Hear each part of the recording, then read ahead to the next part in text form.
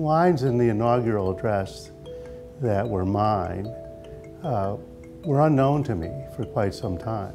I was in constant touch with a few of my friends that were already at work in DC, including the person that had been the head speechwriter in the campaign, and my friend David Kusnet, who I sat cheek to jowl with for several months in Little Rock. He was taking advice from everybody for the inaugural, ideas, lines, concepts, which is quite common.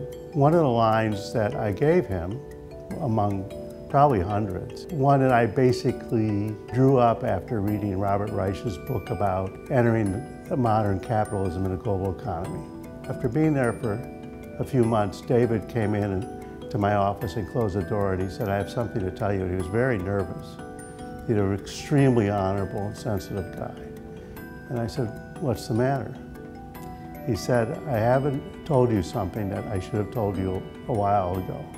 And I said, "What is it?" He said, "You had a line in the inaugural. One of the ones you sent me was accepted." And I said, "Well, that's great. Tell me which one it is so I'll remember."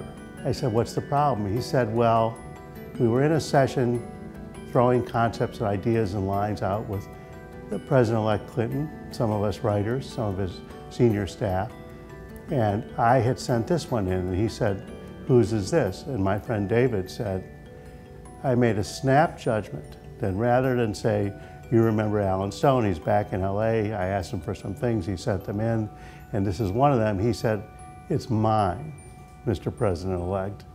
And he felt terrible about that, and there was no credit due me. This had been weighing heavily on his conscience.